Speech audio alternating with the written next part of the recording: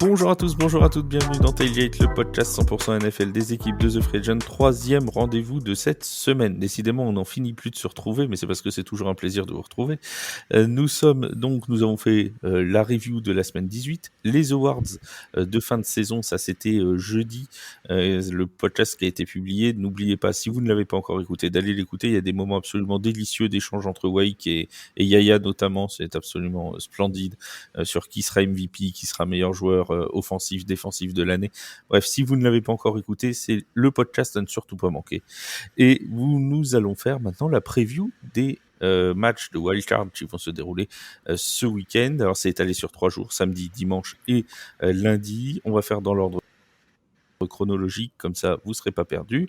Pour faire cette preview avec moi, mon équipe, alors c'est pas l'équipe de d'habitude de Tailgate, c'est une équipe inédite. Voilà, on vous met pas des nouveaux, parce que mon Bertrand, il est là depuis des années. Salut mon Bertrand, comment ça va? Bonjour Flav, bonjour Raph, bonjour Flo, bonjour aux auditeurs.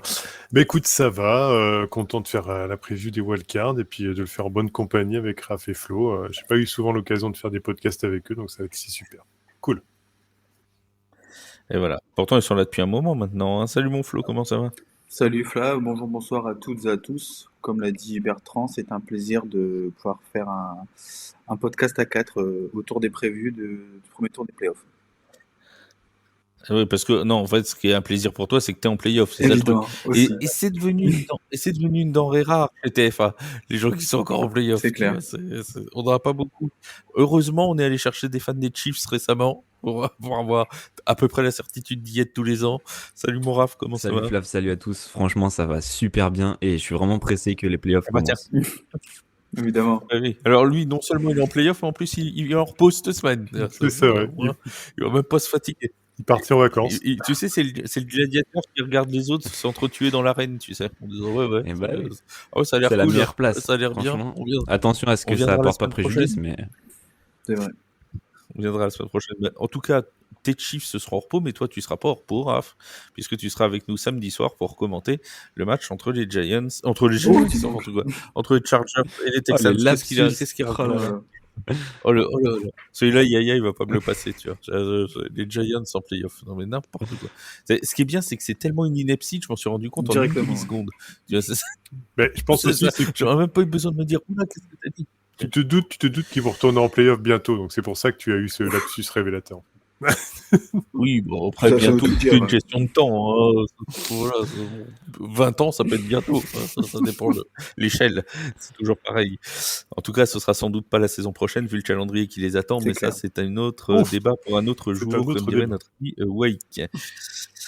On commence donc par les Chargers qui vont aller se déplacer chez les Texans. C'est forcément, on va donner la parole à Flo en premier, puisque c'est notre fan des Chargers. Une équipe de Los Angeles. Alors, je sais pas si on peut dire surprenante, parce qu'ils ont tout renversé l'an dernier après une saison un peu catastrophique. Nouveau coach avec Jim Harbaugh. Ça a plutôt tout de suite bien fonctionné. Mais c'est quand même une équipe très différente de l'an dernier, parce que autant l'an dernier, ça prenait des camions de yards en défense et il y avait ce gros problème-là, le pauvre Justin Herbert pouvait pas tout faire tout seul. Cette année, c'est complètement l'inverse, avec une défense des Chargers qui est tout simplement la meilleure en nombre de points encaissés. Exactement. Alors, je dirais pas une équipe surprenante, parce qu'ils ont été surprenants dans ce début de saison. Moi, le premier à avoir été surpris. Mais je trouve qu'ils ont été assez réguliers tout le long de la saison. Ils ont eu quelques défaites peut-être évitables, et des matchs comme par exemple les Chiefs, où ils avaient fait une très bonne première mi-temps et qu'ils auraient pu aller chercher. Mais comme tu l'as dit, donc c'est l'équipe qui encaisse le moins de points en NFL. C'est la 11e meilleure défense de la ligue, la 7e meilleure défense contre la passe et la 14e contre la course. Ce qui est important aussi à préciser, c'est que c'est la 6e meilleure équipe en nombre de sacs. Donc ils en ont 46. Donc ils aiment mettre une grosse pression sur la défense, sur le quarterback adverse, pardon. C'est une petite ressemblance qu'ils ont avec les Texans, qu'on pourra en parler après. Au niveau de l'attaque, on a un Nebert qui fait une très très grosse saison, en plus très propre pour accompagner, parce qu'il est le 9e meilleur quarterback en termes de yards obtenus, donc 3870 yards, avec un ratio de 23 touchdowns pour 3 interceptions. C'est le 3 interceptions qui est très très intéressant, on voit un jeu très propre. pour l'accompagner. Je sais pas, Flav, si tu veux qu'on parle directement des joueurs clés des Chargers ou des joueurs à surveiller. Oh bah On attends, va on va laisser, laisser, ouais. on va J'étais parler. lancé, moi, directement. Vas-y, Vas-y. mais on va laisser parler Raph parce que tu as soulevé un point intéressant. C'est le nombre de sacs des Chargers et celui des Mm. Texans. C'est deux équipes qui saquent énormément. Les quarterbacks vont être relativement en danger pendant cette partie. Est-ce qu'on peut s'attendre, Raph, finalement, à un match très défensif entre les deux Je équipes? pense que oui, et on soulignait justement, Flo soulignait très bien la propreté de Justin Herbert avec seulement 3 interceptions. Mais je pense qu'au vu du pass rush qui est vraiment impressionnant de la part des Texans, c'est possible qu'ils mettent en danger justement Justin Herbert et qu'ils lancent quelques interceptions. Alors ce sera exactement pareil hein, pour CJ Stroud. En plus, c'est un quarterback sophomore, donc c'est seulement sa 2e saison. L'année dernière, il a déjà eu l'expérience de playoff, mais il n'est pas à l'abri de faire des erreurs et on l'a vu face aux Vikings notamment en début de saison il me semble faire pas mal d'erreurs sous un gros pass rush.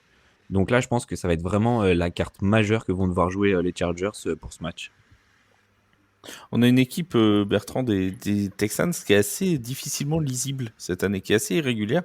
L'an dernier, c'était une équipe notamment assez flamboyante d'un point de vue offensif. Cette année, CJ Stroud a été quand même un petit peu plus en difficulté. Il faut quand même mettre et préciser du côté des Texans qu'ils n'ont pas été épargnés par les blessures, notamment avec Stephen Diggs ou Nico Collins.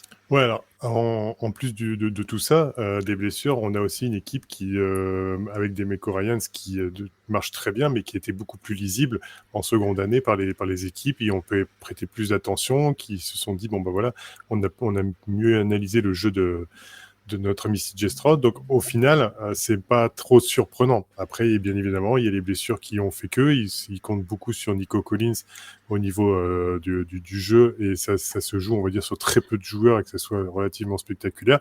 Et le fait que maintenant, avec la blessure de Tank Dell, ça ne se joue que sur très peu de joueurs, ça limite effectivement le champ d'action de l'équipe. En plus, il y aura Jalen Pitre et Jimmy Ward qui devraient être absents également. Tout va se jouer, on va dire, sur Derek Stingley Jr. au niveau du backfield défensif pour tout ce qui est la partie défense, même s'il y a aussi Daniel Hunter et des bons playmakers. Mais comme disaient mes autres amis là avec nous, globalement, on a une défense des Texans qui, au-delà de Will Anderson et Daniel Hunter, ça risque d'être légèrement trop, je dirais, juste pour pouvoir arrêter une équipe des Chargers qui, en attaque, pour le coup, a bien été équilibrée, que ce soit en jeu à la passe ou au jeu à la course. Je pense qu'on reviendra plus dans le détail après. Et surtout, je pense que Jim Harbaugh réussit à mettre Justin Herbert dans une bonne confiance au niveau de la façon de jouer. Alors, tu parlais de l'année 2 hein, des Texans. C'est toujours quelque chose de compliqué, de toute façon, de réussir à confirmer une saison surprise, parce que celle de 2023 était une saison surprise pour les Texans. Ils ont réussi à la confirmer, puisqu'ils sont champions de division. Alors, d'aucuns diront que c'était pas la division la plus relevée de la ligue, certes, mais n'empêche qu'ils ont fait le travail, notamment contre leurs adversaires de division, où ils ont été plutôt bons. Ils ont lâché des matchs, les Texans, je pense celui contre les Jets, notamment. Ça leur est arrivé de passer par certains trous dans la saison, mais quand le match comptait, contre les Colts, contre les Jaguars, tout ça, ça a toujours, même si parfois c'était tendu, ça a toujours réussi à tourner de leur côté. Est-ce que finalement, l'un des enjeux importants, peut-être même le facteur X de ce match-là, ce serait pas l'expérience, et notamment l'expérience au niveau du coaching avec Jim Harbaugh, d'un côté, qui lui est un habitué, hein, il faut le rappeler pour les plus jeunes d'entre nous, Jim Harbaugh a déjà fait le coup de reprendre une équipe pas folichonne, c'était les 49ers, c'est de les emmener très haut. Les Chargers, il est en train de refaire la même, c'est-à-dire il les prend, on va pas dire au fond du seau, mais quand même ils étaient pas très bien, et il les ramène en play-off dès la première saison. C'est quelqu'un qui est extrêmement habitué de ce genre de choses, qui coach parfaitement. Demeco Ryan, c'est aussi un excellent coach, mais lui, il a que 2 ans d'expérience. Et est-ce que là, sur un match de play-off, c'est pas ça, Bertrand, qui pourrait aussi faire la différence? Ah, largement. De toute façon, je crois que sur une autre émission, Yaya n'était pas d'accord avec moi, ou tout du moins, je l'avais repris parce que il disait que oui, c'était que sur Ouais, mais une faut le reprendre, Yaya. ouais, que c'était sur une Il année. prend des largesses. Ouais, c'est ça, voilà, tu vois, il se permet alors que bon, il a une équipe en carton, alors donc bon. Euh, donc, Ça, c'est vrai. il se permet beaucoup de choses, mais au final, non, pour un peu trêve de plaisanterie, on a une équipe qui, moi je répète, dès que les équipes sont prises en main par Jim Harbaugh, on l'a vu même Michigan avec l'université, voilà, il sait comment manager son équipe, il sait faire autant mieux que le coordinateur défensif que offensif, et il sait impliquer tout le monde dans le projet. Et au final, comme j'avais dit, il a réussi à apporter un équilibre à tout le monde, à toute cette équipe, et à remobiliser aussi cette défense qui avait été, et ça Flo peut l'en témoigner, sous l'ère, je dirais le nom de l'ancien coach, Brandon Staley, avait été très très discuté au niveau de sa prestation avec le coordinateur défensif. Et là, depuis que Jim Harbaugh a repris les choses avec tout son staff, globalement, elle tourne et elle fait même peur à beaucoup d'équipes. Donc, Alors qu'il y a des petits jeunes, hein, pourtant. C'est pas forcément un bien sûr, backfield notamment extrêmement expérimenté, hein. c'est bien sûr. Mais ça marche bien, quoi. Ça marche bien. Petite info pour ceux qui l'auraient pas, c'est une info un peu insolite. Vous savez où est-ce que Jim Harbaugh a été champion l'an dernier universitaire? C'était au Energy Stadium de Houston, la finale. Excellent. Voilà, comme quoi, Retour. hein, la boucle. Voilà, le retour après avoir gagné le championnat universitaire l'an dernier dans le même stade, il revient contre Ça ferait plaisir. Houston. Est-ce que Flo, ouais, un facteur X, un joueur important à suivre, toi? Ouais, j'ai en facteur important, sans parler de joueurs, on a noté donc que Justin Herbert était très propre. Ils ont réussi à construire un très beau duo avec Matt Conkey qui finit deuxième meilleur receveur de la ligue avec 1149 yards et 7 TD. L'équilibre était important en attaque. On a retrouvé un vrai jeu de course du côté des Chargers, qui est démontré par J.K. Dobbins, qui malheureusement s'est blessé, mais a fini quand même à 905 yards et 9 TD. Ce qui me fait un peu peur dans ce duel du côté des Texans, c'est que c'est une très bonne équipe pour défendre contre la passe. C'est la 6e meilleure défense contre la passe et c'est la deuxième équipe qui fait le plus d'interceptions. Donc, C'est pour ça que les Chargers sont allés chercher Ezekiel ouais, Elliott. C'est sur on la espère. course. Après, on sait jamais. On sait qu'en playoff, ça défend dur et ça court. C'est ce qui fonctionne. J'espère que ça va fonctionner pour les Chargers. Et sinon, pour parler un petit peu défensivement, on connaît le trio de linebackers qui fait souffrir les quarterbacks, donc Joey Bosa, Tui Pulotu et Khalil Mack. Et je tenais à mettre une petite étoile sur Diane Huntley, le linebacker, qui fait une saison incroyable. C'est vraiment un chien d'attaque. J'ai noté au total 147 tacles cette saison. C'est le 10e meilleur résultat de NFL. C'est vraiment impressionnant pour ce jeune joueur. Et avec 8 passes déviées aussi. Et oui, il passe dévié en plus. Bertrand. Oui, pour finir, pour compléter ce que disait Flo, en plus, il faut savoir, c'est que ce qui va sûrement faire la différence aussi, c'est qu'en red zone, les Texans sont pas la meilleure équipe cette année au niveau du ratio, ils sont 26e au niveau de la ligue. Donc, je pense que ça va être quand même assez compliqué avec une attaque dépourvue, on va dire, de versatilité, de possibilité de pouvoir surprendre une défense des Chargers qui va être au taquet et aussi bien coachée. Donc voilà, en plus les Chargers, il notera que, allez, on va dire 55% au niveau des possessions en red zone. Donc c'est pareil, ça c'est très très peu aussi. Ça, voilà, elle est bien amenée. La position de 4-5 entre guillemets au niveau des seeds, pour le coup elle parle pas beaucoup, même si ça se joue au Energy Stadium, pour le coup je vois plutôt les Chargers favoris de ce match que l'inverse. Voilà. Et bien voilà, la passe est aussi belle que celle de Derek Carr pour Chris Olave. J'allais vous demander sauf que celle-là, elle arrive à destination. J'allais vous demander vos pronostics. Donc Bertrand Chargers. Alors en moyenne, avant que vous donniez vos pronostics, j'ai lu aujourd'hui qu'en moyenne, il y avait 1,5 upset par semaine de wildcard. C'est-à-dire que sur les 6 matchs, il y aurait normalement entre 1 et 2 upsets. Est-ce que les Chargers peuvent être parmi ces upsets, Flo? Je l'espère. évidemment. Les Chargers pour toi aussi. Et Je Raph? pense aussi l'absence de Stephon Diggs, je pense qu'elle va vraiment compter en playoff. En saison régulière, ils ont réussi à faire 100, mais là, quand les matchs vont se compliquer, que les défenses vont se resserrer, etc., je pense que ça va être trop prévisible, on va dire. Les Texans vont être trop prévisibles à la passe, sans lui. Donc, les Chargers. Sachant qu'ils ont la chance quand même d'avoir Nico Collins, pour le coup, qui reste normalement leur receveur numéro 1, et heureusement qu'il est Ah, là. bien sûr, Mais et trop, il ça est serait vraiment très très une grosse bon. Mais trompe. justement, je pense que la défense des Chargers le sait et ils vont le cibler énormément. Donc, je suis pas sûr que Stroud va Tout à fait, pouvoir le trouver aussi facilement que d'habitude. c'est sûr.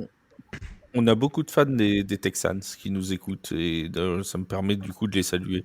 Le compte Texans FR et aussi beaucoup d'autres qui nous écoutent régulièrement. Donc comme ça, comme on n'a pas beaucoup parlé des Texans cette saison, c'est un tort. On n'a pas parlé de toute la FC Sud.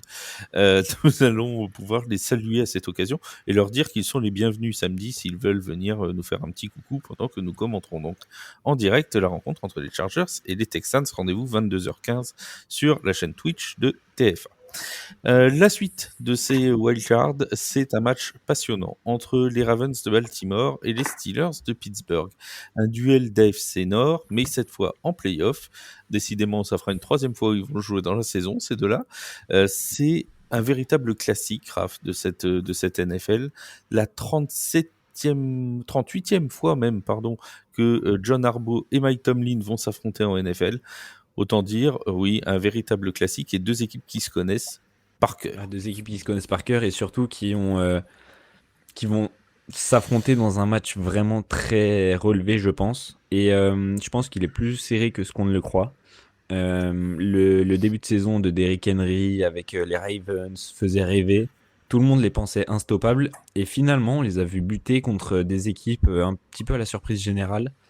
En face, les Steelers ont vraiment très bien commencé la saison. Ensuite, ils ont perdu quelques matchs et ils ont retrouvé un petit peu le niveau auquel on les attendait. Mais franchement, je pense que ouais, ce match va être plus serré que ce qu'on ne le pense. Il y a une vraie dynamique différente, Flo, dans cette rencontre-là, avec une équipe des Steelers qui a perdu ses 4 derniers matchs, et notamment c'est contre des équipes qui sont pas des perdreaux de l'année non plus. Hein.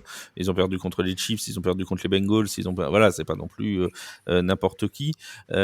Mais de l'autre côté, les Ravens, eux, ont gagné leurs 4 derniers matchs en outscorant leurs adversaires. C'est 145 à je sais même plus combien, enfin bref, ou 125 à 43, enfin bref. Ça a été quelque chose d'assez impressionnant. Les Ravens sont en pleine forme, les Steelers marquent le pas. Est-ce que finalement les Steelers tombent pas au mauvais moment pour les Ravens, quoi. Bah, justement, je pense que si. Ce qui est marrant, c'est que je pense que le match va être moins. À la base, j'aurais dit qu'il allait être serré, mais je pense qu'il va être moins serré que prévu. Euh, Ah, il y a un débat. ouais, Il y a un justement, débat. franchement, Ouvrons le débat. les Ravens, donc tous les matchs que j'ai pu les voir et les stats que j'ai pu regarder aussi également, je trouve qu'ils ont vraiment l'équipe montée pour aller loin en playoff.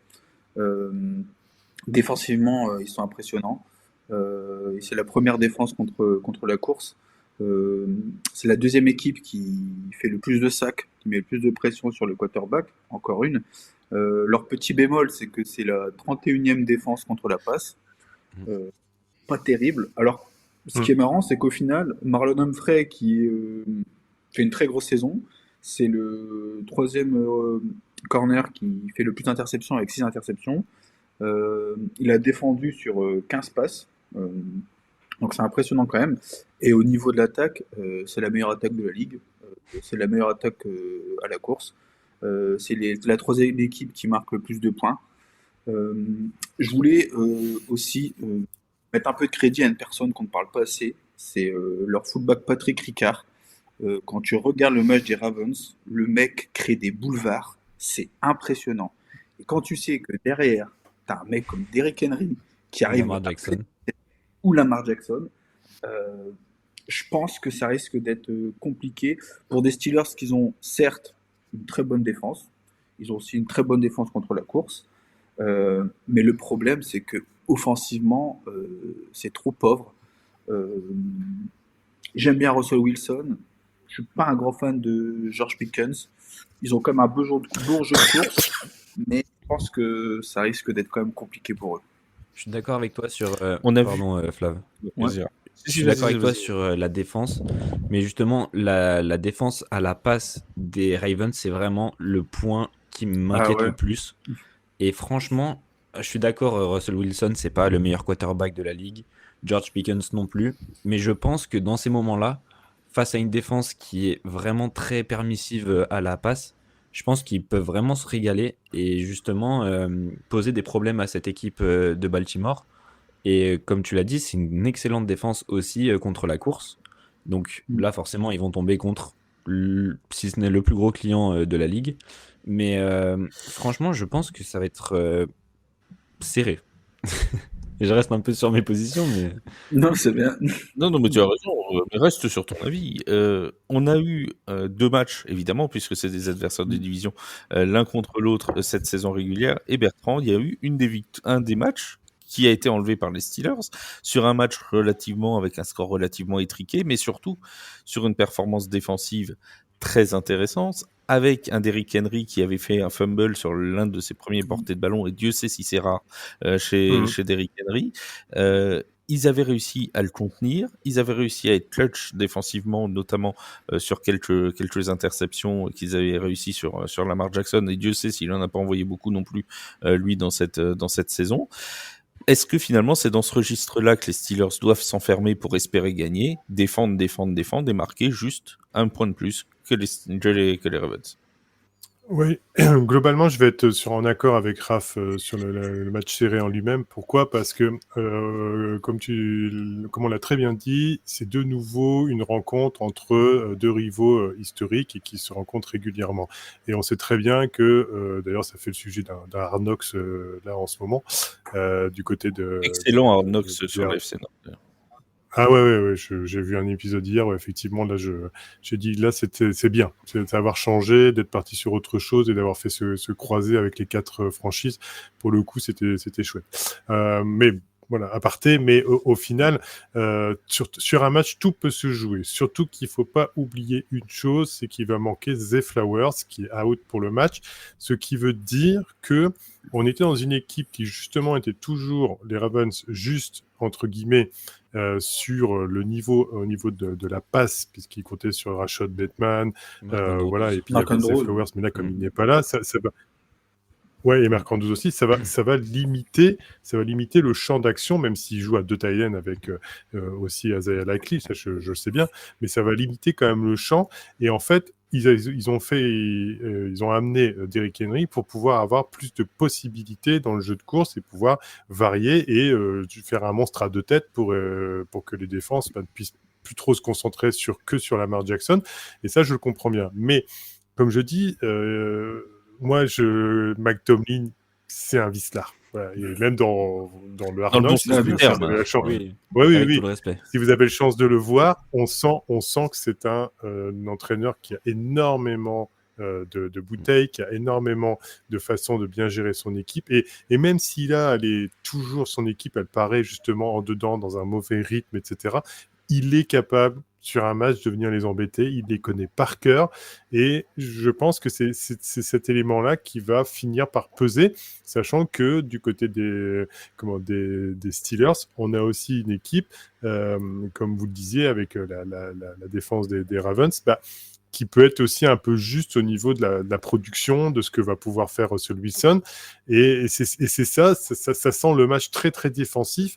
Et si c'est très, très, très défensif, j'ai peur qu'à ce petit jeu on garde le score dans un 12-6, ou vous voyez... ça peut se finir en 17-14, en 17-15. Voilà, et on a mis accumulation de field goal au fur et à mesure du match, et qu'à un moment donné... Chris Boswell est excellent dans l'exercice. Mieux que Tucker cette saison. C'est sûr que Tucker, voilà, c'est ça. C'est un point non négligeable. Je suis désolé, Bertrand, je te coupe, mais Flav, tu viens de soulever un point qui est vraiment important. Vas-y. C'est que on sait, Justin Tucker, c'est un des, si ce n'est le meilleur kicker de la ligue, encore une fois. Et en fait, cette année, on l'a vu rater énormément de field goal et même de transformation de touchdown. Et on sait à chaque fois que les matchs de playoff, ils sont encore plus serrés que les matchs de saison régulière. Et là, contre une équipe qui est aussi défensive, aussi forte défensivement, je pense que ça va être encore plus important. Et si Justin Tucker, il est pas à 100% en confiance avec son pied, ça peut poser des problèmes.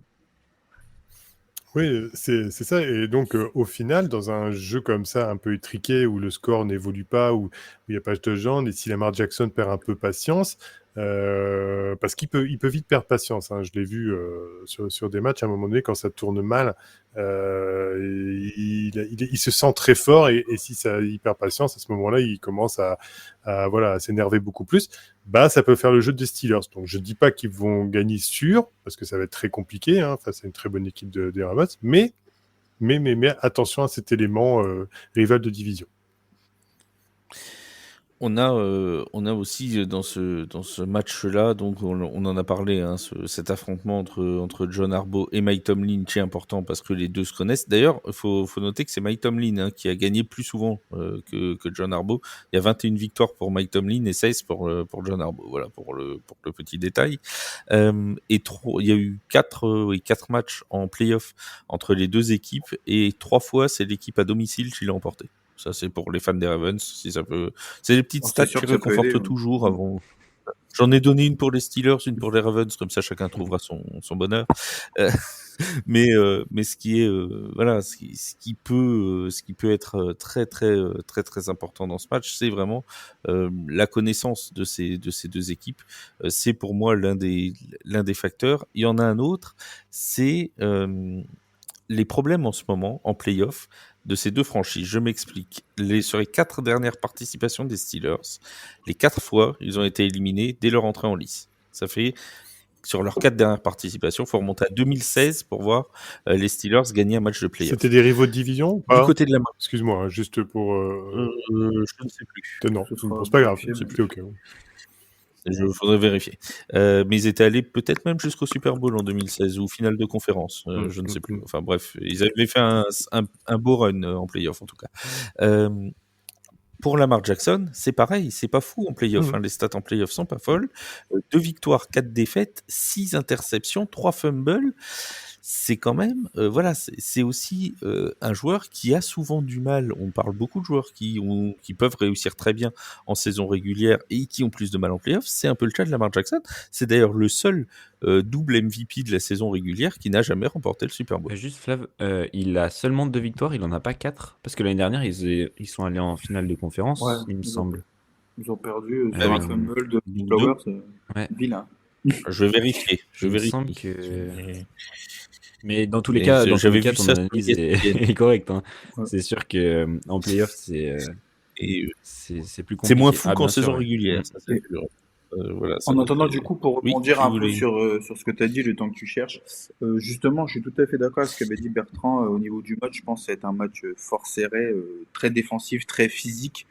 Et ce qui, justement, me fait aller vers Ravens, je trouve que dans ce genre de match, les Steelers, je les vois pas réussir à progresser, à pouvoir produire offensivement, avoir autant de diversité que peut avoir les Ravens.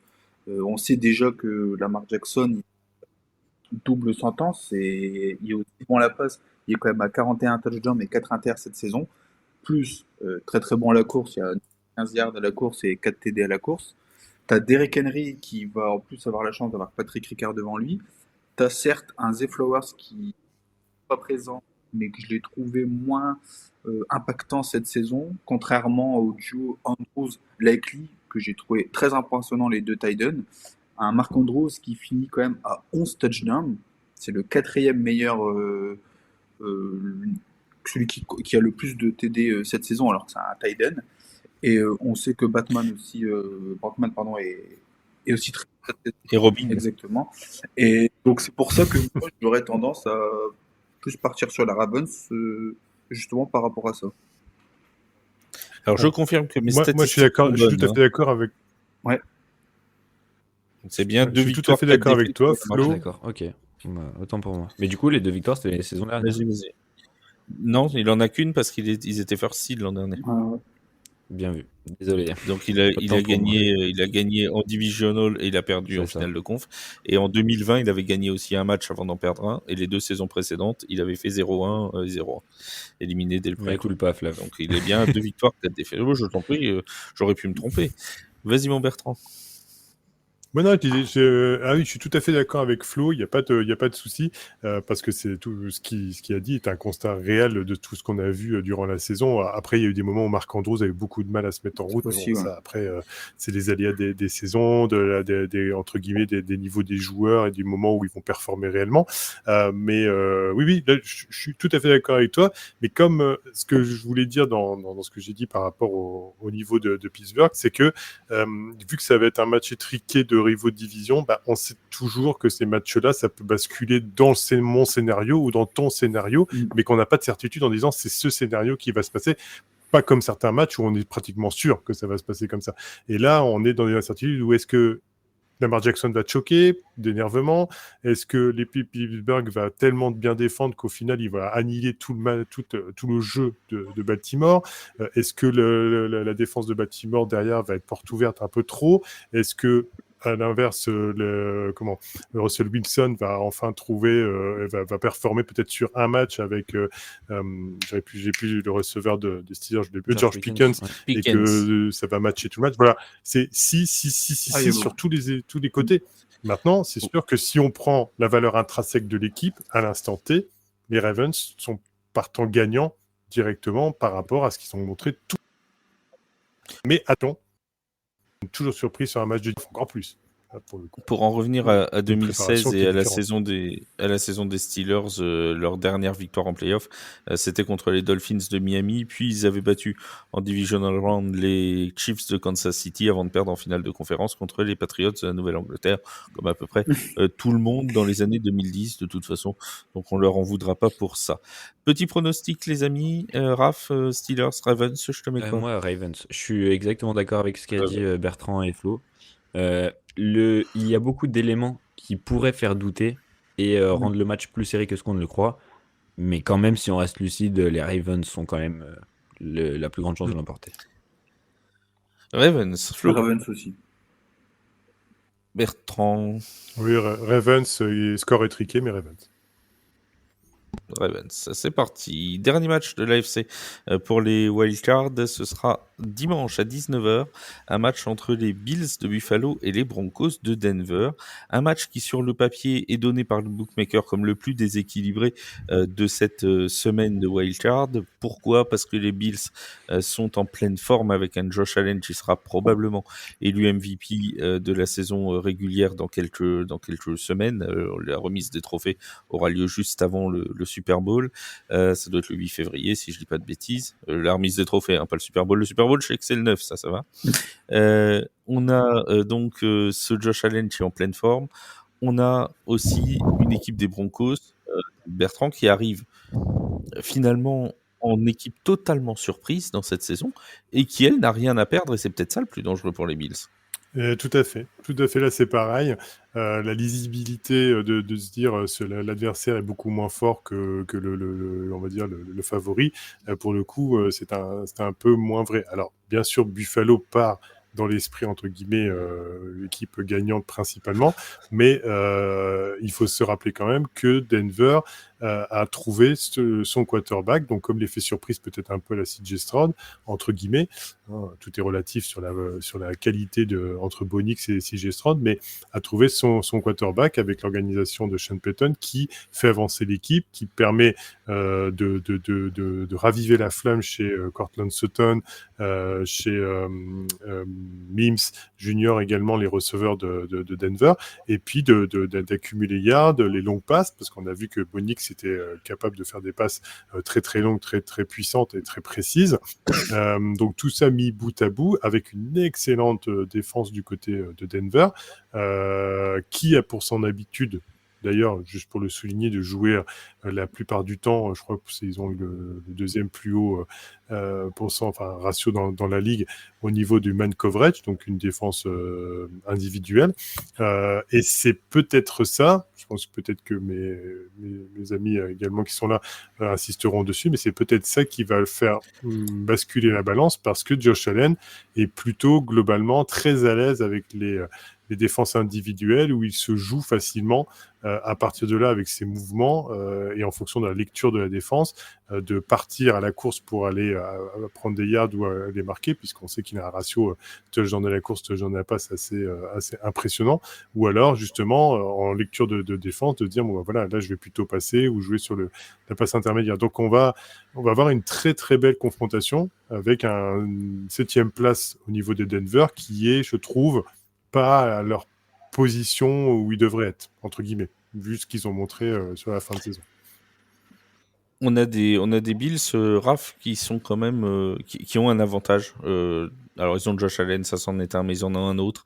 C'est leur terrain qui est quand même difficilement prenable, c'est le moins qu'on puisse dire. Alors là, ils vont jouer Denver, qui est pas une équipe qui est la moins habituée au froid. Faut bien le reconnaître quand même. C'est pas Et à la Denver neige, qui fait le plus chaud aux et États-Unis. la neige, ils vont Voilà, la neige, La neige. mais il en reste pas moins que ils ont cet avantage de terrain possiblement pour 2 semaines, puisqu'en tant que tête de série numéro 2, ils recevront s'ils se qualifient au Divisional Round la semaine prochaine également. C'est un avantage vraiment, quand on connaît le public des Bills, de jouer à domicile ce match contre Denver. On sait que la Bills Mafia, c'est une des plus chaudes ambiances de la NFL. Et à chaque fois, c'est compliqué. Dans un stade le froid. Et vraiment. Et souvent, d'ailleurs, à cette saison, les matchs se jouent sous la neige ou même sont décalés à cause de cette neige. Là, je pense que la météo devrait être plus clémente que d'habitude. J'avoue que je ne l'ai pas vérifié. Et Dieu sait si Bertrand sait mon amour pour la météo, mais je n'ai pas vérifié la météo pour l'instant. Mais je vais faire ça je m'y lance dans quelques secondes pendant que tu parles. Nickel. Mais donc oui, ça va moins déstabiliser que si ça avait été une équipe comme Miami, je pense. Mais par contre, forcément, l'expérience des Bills, le niveau de Josh Allen, ça va forcément peser dans la balance dans un match aussi important que ça. Mais franchement, Bonix et les Alors, Broncos... attends. Je te l'annonce tout de go. Il neigera. Franchement... il va neiger. Il va neiger parce qu'il neige de samedi matin jusqu'à mercredi après-midi à Buffalo. Oui. Donc autant vous dire Mafia, sortez vos pelles, vous allez être degrés, réquisitionné incessamment sous peu. À moins 8 degrés attendu à l'heure du match. Et nous, on va le voir à 19h au chaud à la maison, ce match tranquille. Bien. Avec un petit chocolat chaud. Mais franchement, pour en revenir au match, Bonix, c'est vraiment impressionnant en cette fin de saison. Donc franchement, ça va être un beau match aussi. En fait, Flo, est-ce que c'est pas finalement un match entre deux équipes surprises? Parce qu'on se dit, les Bills, oui, ils sont habitués aux playoffs sur ces dernières saisons, ça, il n'y a pas de souci, c'est même un candidat très régulier aux playoffs, voire même mieux. On se rappelle de matchs épiques face aux Chiefs de Kansas City notamment. Mais quand même, à l'entrée dans cette saison 2024, quand on a fait les previews de début de saison, est-ce qu'il y aurait beaucoup de gens qui les auraient mis tête de série numéro 2 de l'AFC? Je suis pas certain. Ils avaient perdu quand même Stephon Diggs, ils avaient perdu beaucoup de joueurs sur le front offensif. On disait Josh Allen fait encore beaucoup d'erreurs, il perd des ballons, des fumbles sur des courses, etc., etc. Cette année, on a trouvé un Josh Allen hyper propre et finalement qui se retrouve face à une équipe de Denver qui, elle aussi, est une des surprises de cette saison. Exactement. Alors au début de saison, je pensais pas du tout voir les Bills à ce niveau-là. Le petit duel intéressant, c'est qu'on va avoir la deuxième équipe qui marque le plus de points, qui est les Bills, et la troisième équipe qui encaisse le moins de points, les Broncos. Donc on s'attend à un beau duel. Bon, en gros, si la défense elle tient, ça va. Si la défense craque, des Broncos. Exactement. Parce que le petit derrière, c'est que Bonix fait une très très bonne saison. Malheureusement, au niveau de la lecture de jeu, c'est encore un peu compliqué. C'est sa première saison, c'est logique. Il y a quand même 12 interceptions cette saison. Mais pour un rookie, c'est un peu logique. Et je rebondis sur ce qu'a dit Bertrand, je suis tout à fait d'accord avec lui sur Josh Allen et sa lecture qui est impressionnante. Je le trouve un peu plus serein. Il a quand même fait 28 TD à la passe et il en a du coup obtenu 12 à la course lui-même. C'est le 9e meilleur résultat de la ligue. Donc en gros, il est top 10 des running backs, au même titre qu'un autre quarterback qu'on va discuter un peu plus tard. Et je pense que Même c'est. Lamar Jackson. Et Lamar Jackson, non, il n'a pas trop, je crois, à la course. Il y en a Ouais, 4. Dans il sa en a qualité 4 d'improvisation. ou 5. Ouais, et c'est ça, c'est, c'est au niveau de l'improvisation et de la lecture. Et je trouve que justement, Lamar Jackson a travaillé sur sa lecture Mm. par rapport à Oui, la saison aussi. précédente. Mais c'est sûr Ouais. que le bras de Josh Allen est vachement Le bras plus de Josh précis Allen, que Lamar Jackson. je trouve que sa lecture est impressionnante, comme Bertrand l'a dit. Et il y a un lieutenant au nom de James Cook qui est aussi très impressionnant cette saison. Tout à fait. C'est le coureur qui a marqué le plus de TD cette saison. Il y a 16 TD à la course. Il n'est pas le numéro 1 au niveau des yards parcourus parce qu'on sait les monstres qu'a Derrick Henry et Saquon Et Barkley, Saquon Barkley. évidemment. Mais en sachant qu'en plus les Bills sont une défense correcte, moyenne, euh, chez eux en plus, je pense qu'ils ont l'avantage pour ce match. Il y a une stat que j'ai vu passer qui pourrait être inquiétante pour les Broncos. Fans des Broncos, bouchez-vous les oreilles. L'heure est pour nous de saluer Vince de notre équipe, Prince de Broncos FR. Bref, tous les fans des Broncos, bouchez-vous les oreilles sur les 2 prochaines minutes. C'est l'une des équipes qui a fait le plus de 3 and out cette année, les Broncos. Et le problème, c'est que s'ils rendent le ballon un peu trop souvent, trop vite à Josh Allen, avec la capacité de course qu'ont les Bills, ils vont pouvoir le garder un petit moment, le ballon, et s'ils confisquent le ballon, ça va commencer à être extrêmement compliqué. Si en plus la météo se met de leur côté, parce que s'il neige, on sait que ça favorise le jeu de course, et que ça va commencer à faire beaucoup quand même pour ces pauvres Broncos. Je commence à avoir un peu peur pour eux. La seule porte de sortie qu'auront les Broncos, mais je vais te le dire, c'est une stat aussi qu'il y a, c'est que la défense des Bills est assez permissive, on va dire, sur le jeu intermédiaire, entre les lignes, sur les 10 premiers yards, un peu plus que la moyenne. Et en fait, on dirait que la défense des Bills, en fait, impose ou essaye d'orienter l'équipe en face pour pouvoir jouer sur des jeux longs. Donc si Bonix commence, comme tu as dit, à être un peu friable pour sa première participation en play-off et se dit je vais commencer à balancer comme j'ai fait la semaine dernière aux Chiefs parce que je suis en confiance alors que les Chiefs ils ont joué avec l'équipe D, évidemment ça va être tout. Et l'équipe D qui n'avait pas envie d'être sur le terrain en plus. Voilà. Donc bon, ça va quand même beaucoup. D'ailleurs, les Bills vont jouer contre une équipe qui a du orange, mais ce ne sera pas les Bengals. Voilà. C'est ça. Oui, voilà. Et on salue les fans des Bengals. Et au final, ça risque d'être interception sur interception et que le pauvre Bonix perde un peu la confiance et que la défense des Broncos sur le fil du match finit par se lasser de tout ça. Plus après, on n'a pas parlé, mais Amari Cooper, il faut savoir que l'équipe des Bills, c'est celle qui a développé le plus de jeux dans la versatilité et le plus de différentes passes à tous les receveurs, si j'arrive bien à m'exprimer, entre Khalil Shakir, Amari Cooper, que tu viens de dire, Mac Hollins, je crois, de mémoire aussi. Enfin, voilà. Les deux Titans aussi, Knox et Kincaid, qui est très vraiment gros Joe de... Je dirais que cette équipe-là des Bills me fait plus... on parlait tout à l'heure entre les Steelers et les Ravens, par exemple. Voilà, là, les Bills, on sent que c'est une équipe qui en impose globalement un peu partout. Et j'ai plus peur pour les Broncos sur ce match-là, même si, bien sûr, on est sur un match NFL, que tout peut se passer. Bon, mais là, la logique veut qu'effectivement, ça va être un peu compliqué de suivre le rythme. L'aviez-vous remarqué? Nous avons un duel entre les Bills et les Broncos, qui sont les 2 seules équipes à avoir battu les Chiefs cette année. C'est beau. Et voilà, et oui, c'est beau. Bon, pas dans les bonnes conditions, je vous le concède. D'accord, très bien, je vous le concède. Bien que les Broncos n'aient pas été loin de battre les Chiefs à Arrowhead, rappelons-nous de ce field goal bloqué lors du premier match. Donc, c'est quand même 2 équipes qui ont réussi à tenir en respect les Chiefs pendant cette saison. Et Dieu sait si elles n'ont pas été nombreuses.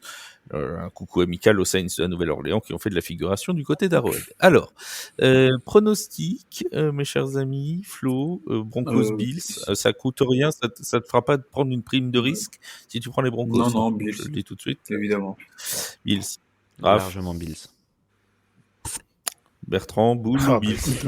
Allez, je vais pas être très original, Bills. Bon, c'est bien, vous êtes tous d'accord. C'est Pour le moment, absolument fascinant.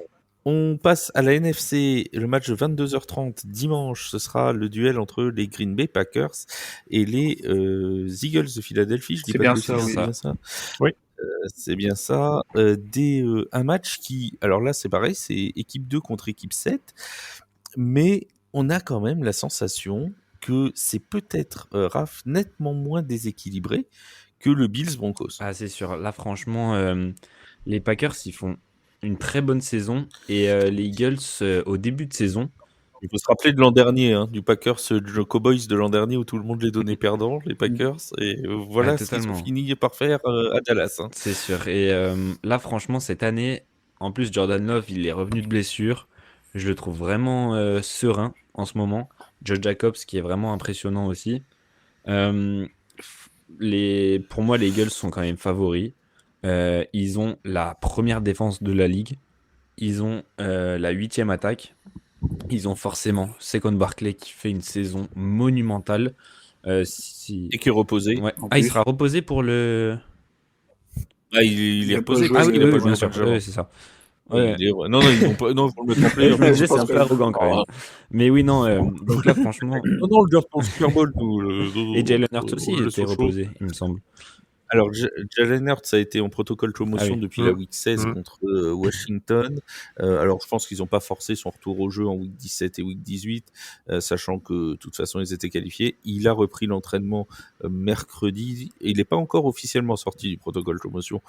Il y a de fortes chances pour qu'il soit activé vendredi ou quelque chose comme ça. Normalement, il devrait être présent. Mais donc oui, les Eagles ont fait un début de saison un petit peu inquiétant. On savait pas trop où est-ce qu'ils allaient et ensuite ils ont trouvé leur rythme de croisière après leur bye week, il me semble. Et depuis, ils sont vraiment vraiment impressionnants. Ils gagnent presque tous leurs matchs. Donc je pense que ça va être un match vraiment passionnant à suivre. Est-ce que Flo, finalement, la solution pour les Packers, c'est pas d'essayer de bloquer le jeu de course? Alors, c'est plus facile à dire qu'à faire, hein, de bloquer le jeu de course des Eagles, mais entre Saquon Barkley et Jalen Hurts, il y a quand même du répondant en face. Exactement.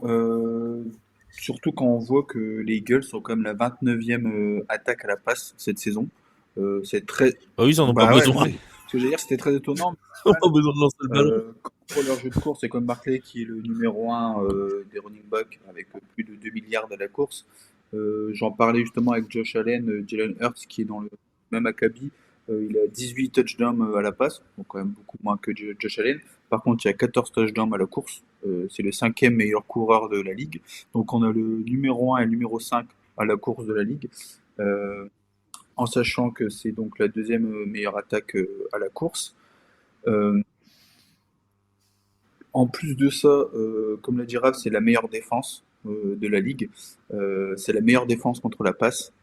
C'est la 2e équipe qui encaisse le moins de points de la ligue. Juste derrière les Exactement, Chargers. juste derrière les Chargers. Je crois que c'est 0,1 point Je d'écart, me il me souviens semble, si plus j'ai pas de exactement, bêtises. mais C'est 17-7 pour les Chargers, c'est 17-8 pour les Eagles, c'est il ça. me Et semble. donc c'est là où je trouve que ça va être un match un peu compliqué parce que les Packers, c'est quand même une équipe qui est top 5 attaque, top 5 défense. Il ressemble un petit peu aux Eagles avec un très bon jeu de course également avec Josh Jacobs, qui a fini comme à 15 TD aussi la course la saison dernière. Et je trouve qu'ils ont aussi une très bonne défense, surtout avec McKinney que vous connaissez très bien, Bertrand. Bertrand, Ouais. il Ah connaît. oui. Ah, il vous voit Ouais, maintenant. non, parce que quel- j'ai quel avec regret. Jaya et, Quel regret. les Giants, ils sont, Ouais, toute la Non, mais c'est l'âge. ils sont C'est l'âge. nombreux. C'est l'âge, ça, Flav. Qu'est-ce que tu veux? C'est à un moment donné, dès que tu arrives Le à respect presque des anciens. 45, ça y est, Ça finit par se t'es payer. du vous, c'est plus du tu. Et donc du coup, je pense que oui, la clé pour les Packers, ça va être d'essayer de limiter, pas de stopper, mais de limiter le jeu de course. Le problème, c'est que quand tu essayes de limiter le jeu de course, bah, tu vas forcer le jeu de passe, il y a AJ Brown et Devonta Smith. Donc bon, il y a pire quand même pas comme vilain. receveur. Eh oui, oui, Plus c'est sûr. le tight end, j'ai oublié son... Dallas voilà, Goedert. il y a un très bon tight end. Donc ça va être compliqué pour les Packers de réussir à contenir ces Eagles. On avait, Bertrand, Les Packers, j'ai envie de les rapprocher un peu des Texans de l'an dernier, où l'an dernier, on se méfiait pas beaucoup des Packers au moment d'arriver dans ces playoffs. On l'a dit, ils ont frappé un très gros coup. Je me rappelle qu'on avait suivi, alors je sais même pas si on n'avait pas commenté ce match entre les Packers et les Cowboys, mais en tout cas, ça avait été un match qui avait tourné à sens unique pour les Packers. Derrière, ils avaient posé des gros problèmes aux 49ers en Californie. Cette année, ils reviennent encore plus fort et avec des additions. Flo en a parlé intéressantes. Josh Jacobs s'est très bien intégré. Xavier McKinney aussi dans le backfield défensif. Finalement, est-ce que les Packers ne sont pas encore plus forts que l'an dernier? Alors si, encore plus fort que l'an dernier, si, parce que Matt Lafleur a très bien géré son groupe de jeunes joueurs globalement et il les emmène petit à petit sur une progression linéaire. Et d'ailleurs, je pense que la libération de ne plus avoir Aaron Rodgers, ça a été un grand moment pour Matt Lafleur dans sa vie, parce qu'il a enfin pu faire autre chose que de suivre les préceptes d'un gourou nuisible. Mais au-delà de ça, il a mais les fans d'Aaron Rodgers envoyaient des lettres à bertrand@tf1.fr. Voilà. N'hésitez pas. Oh, c'était gratuit. Mais, attends, j'ai pas vendu au-delà Nick Sirianni encore. Mais c'était gratuit, mais tellement vrai au final.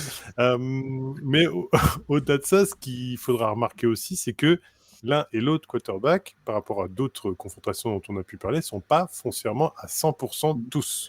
Hein, on a un Jalen Hurts qui revient de protocole commotion. Je pense que c'était plus diplomatique qu'autre chose sur la fin, surtout sur la dernière journée pour éviter toute autre blessure, etc. Mais bon, au final, il faut quand même en revenir et puis retrouver le rythme. Mais c'est surtout la blessure de Jordan Love au genou qui peut être un peu plus problématique. Et on a quand même 2 joueurs qui ne seront pas foncièrement à 100%. Au-delà de ça également, comme le disais tout à l'heure, sans faire le détail de toutes les statistiques de leur défense, voilà, la défense des Eagles, on le sait, c'est monstrueux, ça, dans la solidité, dans les turnovers que ça peut créer, voilà, c'est quelque chose qui fait peur. Et malheureusement, pour l'équipe, c'est pour ça que c'est le conservatisme du jeu des Eagles qui va sûrement faire mal à un moment donné parce qu'ils seront en fait ils ont 2 receveurs qui sont pas des receveurs jeunes dont je vais parler après comme les Packers où eux en imposent tout de suite. Quand on voit la carrière d'A.J. Brown, il en impose tout de suite au backfield défensif et globalement voilà, le jeu il est huilé, ça passe et puis il y a Saquon Barkley qui va faire ses yards plus après le touche-push en complément d'un Jalen Hurts. C'est pour que Jalen Hurts il vole 2-3 touchdowns à Saquon Barkley quand il est en goal line, ça permet de lui piquer. Exactement. Et si le touche-push est complémentaire, au final, on a une équipe qui fait, qui a un rouleau compresseur, malheureusement. Ce qui me fait peur, c'est donc, comme je disais, le Jordan Love pas au 100%, je dirais le trop de passes qui vont, déjà Christian Watson absent, on va avoir un Jaden Reed, un Romeo Doubs qui vont se partager les pics, mais c'est bien le mot, partager.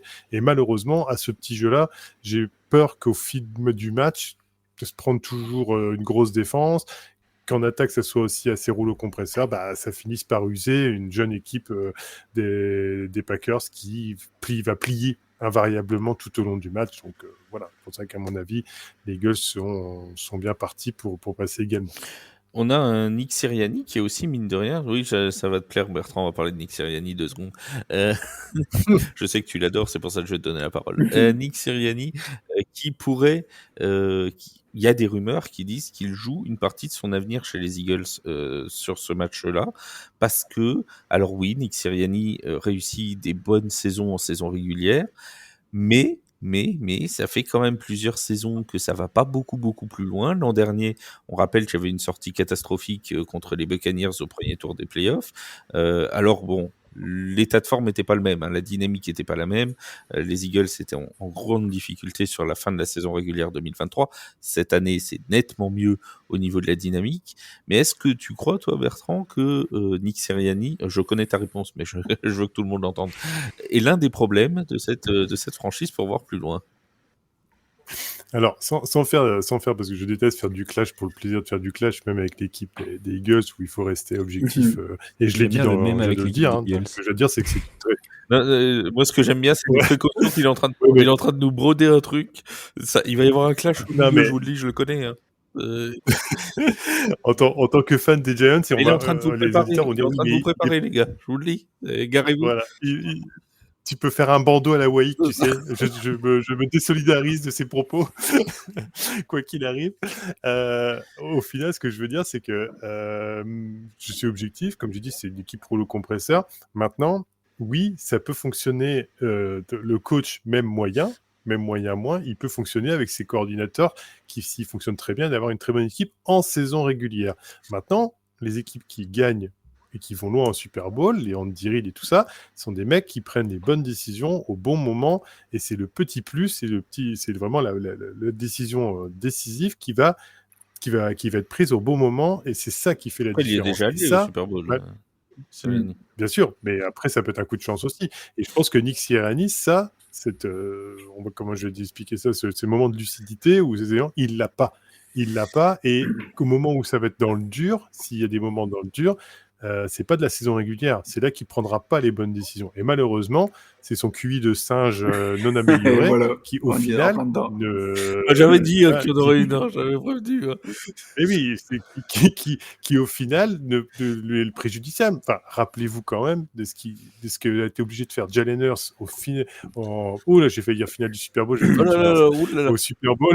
Seb, bouge-toi les oreilles. Il faut se rappeler au Super Bowl ce qu'a fait Nick Sirianni, où Jalen Hurts, il a été obligé de le contenir en le regardant, en lui disant bon, arrête de faire le mongol. Donc voilà, on sait qu'il n'a pas plus de jugeote qu'un enfant de 4 ans, et qu'il a de la chance d'avoir des super coordinateurs. À part ça, c'est justement cet élément-là qui pourrait être préjudiciable à l'équipe des Eagles. On rappelle que Nick Malheureusement. Sirianni sera notre invité la semaine prochaine. Heureusement qu'il a dit au début avec tout le respect. Parce que sinon- Avec tout le respect qu'on lui doit, évidemment. Ouais, que Bertrand lui doit. On rappelle que les propos Ouais. n'engagent que les personnes qui les tiennent. Oui, Franchement, ouais, je te c'est trouve ça. dur, Bertrand. Tu Je peux te le mettre trouve dans le dur bandeau. à son Ah, sujet il a- parce que au début de saison, les Eagles avaient mal commencé, il était un petit peu remis en cause, mais je trouve qu'il a fait quand même fermer pas mal de bouches, quoi qu'on puisse en dire. Oui, c'est que de la saison régulière. Oui, il a d'excellents joueurs dans son équipe, ça aide forcément. Des coordinateurs qui sont aussi de très C'est haut ce qui lui niveau. met d'ailleurs beaucoup de pression. C'est ce qui lui met beaucoup de Exactement. pression, c'est qu'il a un effectif qui est très bon. Mais faut pas oublier que il y a 2 saisons de ça, il me semble, il était au Super Bowl. Alors oui, il l'a pas gagné, C'est ça. mais il y était. Et ça veut dire un Et minimum Chiefs en face. qui sait un petit peu ce qu'il fait. Alors oui, il est bien aidé, mais je trouve que il faut quand même un petit peu rendre à César ce qui lui appartient. D'ailleurs, ces deux coordinateurs étaient partis après le Super Bowl. C'était Jonathan Gannon qui est parti du côté des Cardinals et Shane Steichen, si je dis pas de bêtises, qui est parti du côté des Colts. Je crois, hein, si je fais pas d'erreur. On a en tout cas un match qui pourrait être important. Et c'est vrai que finalement, les Eagles, s'ils perdent là, peuvent tout perdre. par Parce contre, que ça voudrait dire que Nick Sirianni peut virer, mais surtout que Saquon Barkley a perdu son record pour rien. C'est quand même là s'ils sont éliminés en tour de wildcard, c'est une catastrophe hein, pour Philadelphie, je vous le dis tout de suite, parce que là le pauvre Saquon qui a sacrifié son corps pour soi-disant aller au Super Bowl et pour des objectifs bien plus grands que ses objectifs personnels, bah, si c'était se faire virer contre les Packers, voilà l'objectif, hein, je le dis tout de suite, ça y va, En tout cas, je fais pas ça. Mes propos sont pas gratuits vis-à-vis Ah oui, de non, mais- Sirianni, je répète bien. Et Non, mais qu'on soit bien d'accord, il a quand même un passif d'ânerie notoire, Ah, mais- vraiment au top du top du top. Je pense pour que personne ne arriver le à cette, je suis d'accord. Je pense que personne ne le considère comme la tête pensante de c'est la clair, NFL. Ça, Non, mais franchement, je suis assez d'accord avec toi, Bertrand. Juste, je voulais un petit peu pondérer tes propos. Mais par contre, Il faut nuancer. je suis d'accord que si jamais ils sortent là contre les Packers, je donne pas cher de sa peau. bah oui. Et puis moi, je donne oui, pas cher c'est de la clair. tête de Saquon Barkley parce que le Mm. pauvre, ça va faire mal à la carafe hein, quand même. Hein. Va falloir se remettre dedans. Hein. C'est sûr. Tu viens de faire une saison à 2 milliards. On va se record mettre au bout du d'accord. Le fusil, record, hein. il était tout fait. Hein. Clairement. Il Mm. était tout fait. Sauf blessure contre les Giants, excuse-moi Bertrand, mais quand tu vois le premier match de la saison qu'il a fait contre les Giants, il lui manquait quoi 100 yards, 110 yards Franchement, C'est dans ses corps. il les Ouais, avait. il les avait, quoi. ouais. En plus, il les aurait fait courir, il l'aurait fait courir. En Et 20 je courses, crois c'était même, réglé. et sincèrement, Et sincèrement, je suis même pas certain, tu vois, que les Giants, on peut parler de rivalité, tout ce que tu veux, mais les joueurs, il y en a qui s'apprécient quand même entre eux. Je suis même pas certain que ça se soit pas fait Et un peu comme avec Mike Evans à un C'est moment ça, donné et mais qu'il n'y en bien ait sûr. pas un C'est qui pas lâche un loin, peu le ouais, je truc pense pour que lui ouais. laisser son record. Tu vois? Je pense même, Ouais. tu sais Tu vois que ce que je veux dire? je pense que même pour pas le crever, il aurait laissé mettre un Mm. TD de 85 yards. Derrière, il faisait 5-6 courses en plus, c'était réglé, hop, il pouvait rentrer à la maison au bout d'un quart temps. Voilà, c'est ça. C'est ça. Grosso modo. Mais C'est voilà. ça, Bon, c'est en tout pour cas, ça que voir le pire face aux Giants, c'était une bêtise parce qu'au final, il aurait sûrement laissé les joueurs. C'est une fraternité entre joueurs, même s'ils sont des équipes différentes. Hein. Ça veut et dire ce même que tu si veux. c'est des rivaux de division, et là encore plus. Alors pour Mike Evans, c'est vrai contre les Saints sur la dernière défense, effectivement. Bon, peut-être Non, non, pas, ils ont bien c'était pas la défendu. défense de l'année. Ils ont essayé. Hein. Et puis, le plus drôle, c'est Alonte Taylor, je crois, qui plaque Mike Evans Ouais. en direction Ouais, de la qui Histoire l'aide ligne carrément. de lui des donner Buccaneers. encore un C'est-à-dire petit de dire, peu. je te porte histoire, un Pour ou être deux sûr, yards pour être sûr. d'histoire. Si t'étais juste, t'es sûr que tu l'as, quoi. Tu vois, tu vois, ça ira mieux. Bon, après, voilà, c'est comme ça. Bon, Packers ou Eagles, Bertrand? Eagles, Eagles. bien sûr. Flo, Eagles. Raph. Eagles. Bon, on n'a qu'une seule surprise, les amis. Il va falloir en trouver une autre. Les Commanders face aux Ah Buccaneers bah de tiens, Tampa Là Bay. voilà, les Alors Commanders là, passent. Allez, on va bonne pas soirée. être d'accord. Ah bah tiens, ah bah tiens, puisqu'on en ça y est, parle, tu donnes la perche là. puisqu'on en parle. Alors, c'est là tout le côté brillant de la NFL, c'est qu'on a deux équipes, donc la tête de série numéro 3, les Buccaneers, c'est ça, je dis pas de C'est bêtises, ça. contre la 6, les Commanders, et pourtant, à moins que je dise Pas encore le une même ânnerie, bilan. mais les Commanders ont un meilleur Ouais, bilan. Oui, ils ont un meilleur c'est ça. bilan que les Tout à fait. Buccaneers, mais ils sont pas champions Et de les division. Vikings Voilà, c'est sont ça qui 5e compte seed, en NFL. alors que les Voilà, Buccaneers et sont bah oui, 3e. alors là, on en parlera après, c'est encore pire. Ouais. Voilà, Mais voilà. c'est encore pire. Mais bon, les Commanders, donc, finalement, Flo, qui sont les favoris de cette rencontre? Ouais. Commanders Euh, ou Buccaneers? moi, je pense que c'est les Bucks qui sont quand même favoris de cette rencontre pour plusieurs choses. Euh, déjà, au niveau de l'expérience, je pense qu'ils connaissent très bien les playoffs et le chemin. Baker Mayfield est sur une très très grosse saison. C'est le troisième meilleur 4500 yards. Alors par contre, le problème c'est que c'est un mec totalement irrégulier dans le sens où il y a 41 TD, c'est le deuxième meilleur total, euh, et Derrière Joe derrière Burrow, Joe quoi. Burrow, qui est ex aequo avec Lamar Jackson, et derrière par contre il a 16 interceptions. Donc Il doit être dans le voilà, top 5 de total ça interception salit de un la peu le ligue. tableau quand même. Malgré ça, moi, ce qui je trouve très étonnant avec les Bucks, là où je les attendais pas, c'est que c'est la quatrième meilleure équipe à la course. Ils ont un Mm. Irving qui fait une saison incroyable, il a plus de milliards. Euh, En plus de cela, c'est une équipe qui très grosse pression également au quarterback. C'est la septième équipe qui effectue le plus de sacs, avec trois défenseurs énormes à la clé. Les deux D-line, Kelsey qui a 7,5 sacs, Vita Vea qui a 7 sacs également, et Hall qui a 5 sacs, 5,5 sacs, pardon. Euh, je pense que ça va être compliqué pour les Commanders, mais sait-on jamais. Euh, je continue un peu pour balancer sur les Commanders. On a un très beau duo de l'autre côté avec Jaden McDaniels et Terry McLaurin. McDaniels, il a 25. Daniels tout court. Ah ouais, j'ai mis McDaniels. Pourquoi tu nous De as mis un McLaurin Mac et Daniels, ouais. Je sais pas pourquoi j'ai mis Mac. Il a mangé un c'est- McDonald's Ouais, avant. je trouvais ça plus sympa le duo. hein. Ou c'est Mike McDaniel, ou je sais Ouais. pas, je sais pas, Ouais, quelque Jaden chose de Daniels. style. Pardon. Qui a 25 TD cette année et qui est important aussi Ça se trouve, c'est de. son deuxième nom. Peut-être, Il s'appelle c'est jamais. McDaniel. Ce qui est important à noter, c'est que c'est le meilleur coureur de son équipe, en étant quarterback, avec plus de 800 yards à la course.